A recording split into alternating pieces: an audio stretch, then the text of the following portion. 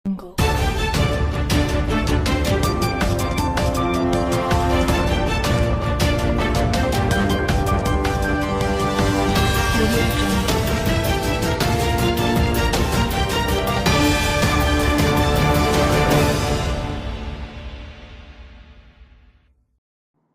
ఆడపిల్ల అంటే మీకు గౌరవం లేదు, ప్రేమ లేదు. ఎందుకంటే మీకు ఆడపిల్ల లేదు.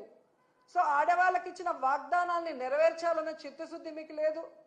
ఆడవాళ్ళకి రక్షణ కల్పించాలన్న చిత్తశుద్ధి మీకు లేదు.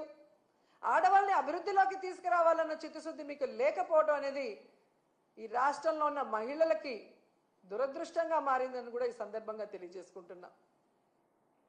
ఎందుకంటే ఈరోజు ఏదో గొప్పగా మహిళలంతా తిరగబడతారనుకొని తెలుసుకున్నాడేమో, కానీ మహిళా దినోత్సవం సందర్భంగా ఆయన ఒక యాప్ని ప్రవేశపెట్టబోతున్నాడు అని తెలిసింది. దాని పేరు శక్తి యాప్. మహిళా భద్రత కోసం అంట.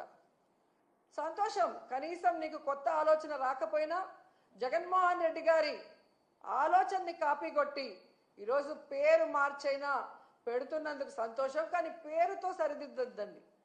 దాన్ని సక్రమంగా ఇంప్లిమెంట్ చేసి మహిళా పోలీస్ స్టేషన్లని దిశ యాప్ ఉపయోగించి, అలాగే మహిళా పోలీసులు ఉపయోగించి మహిళల్ని రక్షించే విధంగా ముందుకు వెళ్ళండి.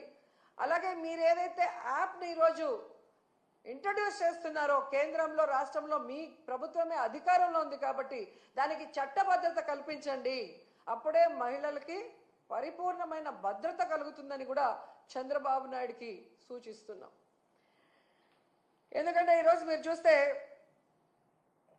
ఇంతవరకు జరిగిన ఏ క్యాబినెట్లో కూడా చంద్రబాబు నాయుడు గారు లేదా ఆయన యొక్క క్యాబినెట్ మహిళా భద్రత గురించి ఏ రోజు కూడా చర్చించలేదు. కానీ వ్యాపారులకి, మద్యం వ్యాపారులకి కమిషన్ పెంచడానికి వాళ్ళు క్యాబినెట్లో డిస్కస్ చేశారంటే ఎంత సిగ్గుచేటో ఒకసారి ఆలోచించండి. ఎందుకంటే ఈ మద్యం, గంజాయి, డ్రగ్స్ వల్లే మహిళల మీద దాడులు, మహిళల మీద రేపులు, చిన్నపిల్లల్ని సెక్షువల్ హరాస్మెంటు, ఇళ్లలో భార్యల్ని, తల్లుల్ని గృహహింసకి, ఇవన్నీ కారణం గంజాయి, డ్రగ్స్, మందును విచ్చలవిడిగా ఫోన్ చేస్తే ఇంటికి డోర్ డెలివరీ చేసే దౌర్భాగ్య పరిస్థితి ఈరోజు చంద్రబాబు నాయుడు గారి ప్రభుత్వంలో ఉంది. సాక్షాత్తు ముఖ్యమంత్రి గారు ప్రాతినిధ్యం వహిస్తున్న కుప్పంలో గంజాయి సాగు ఈరోజు ఎకరాలకు ఎకరాలు జరుగుతుంది. అలాగే ఈరోజు సీఎం గారు నివాసం ఉంటున్న ఈ గుంటూరు జిల్లాలో డ్రగ్స్కి అడ్డాగా మారింది.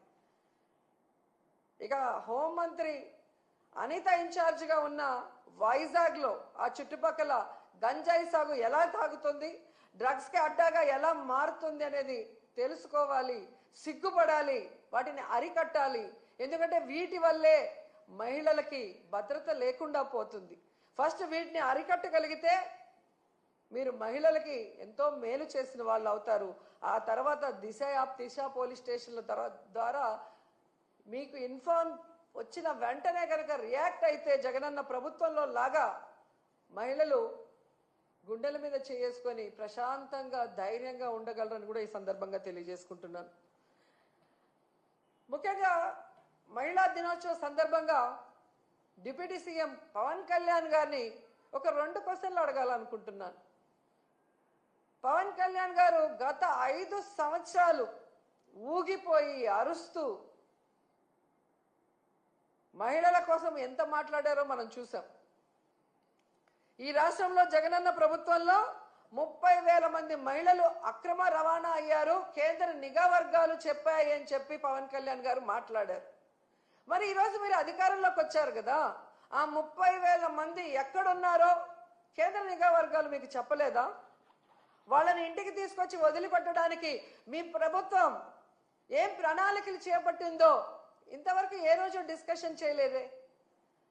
అంటే నీ రాజకీయం కోసం ఆడబిడ్డలను ఉపయోగించి అబద్ధపు ప్రచారం చేస్తూ జగనన్న మీద విషం చిమ్మాలనుకోవటం ఈ రాష్ట్రంలో ఉన్న మహిళలందరూ కూడా గుర్తిస్తున్నారని కూడా ఈ సందర్భంగా తెలియజేసుకుంటున్నారు.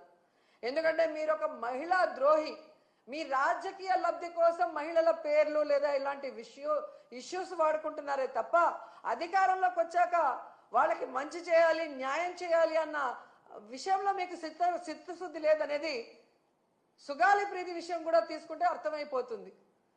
చంద్రబాబు నాయుడు ప్రభుత్వంలో 2017లో జరిగిన ఇష్యూని అప్పుడు సైలెంట్ గా ఉండి జగనన్న ప్రభుత్వంలో జరిగినట్టుగా ఎలా 5 సంవత్సరాలు ఆ ఒక్క విషయమే పట్టుకొని ఊగులాడారో మేము చూసాం. మరి అదే సుగాలి ప్రీతి వాళ్ళ అమ్మ జనసేన సభ్యత్వం తీసుకుంది, మీ పార్టీలో ఉంది, మీరు అధికారంలోకి వచ్చి కూటమి ప్రభుత్వం 10 నెలలు అవుతుంది. మరి ఎందుకు సుగాలి ప్రీతి వాళ్ళ అమ్మకి నువ్వు అపాయింట్మెంట్ ఇవ్వట్లేదు? ఆ అమ్మాయికి న్యాయం చేయడం కోసం మమ్మల్ని అడిగిన ఆ సిబిఐ ఏదో మేము చెప్తే కేంద్రం వినదు, కానీ మీరు అధికారంలో ఉన్నారు ఎన్డీఏ ప్రభుత్వంలో. మరి కేంద్ర ప్రభుత్వం మీద ఒత్తిడి తీసుకొచ్చి ఎందుకు సుగాలి ప్రీతి కుటుంబానికి, సుగాలి ప్రీతికి ఆత్మకి శాంతి కలిగించి ఆ కుటుంబానికి న్యాయం చేయట్లేదు అని అడుగుతున్నా.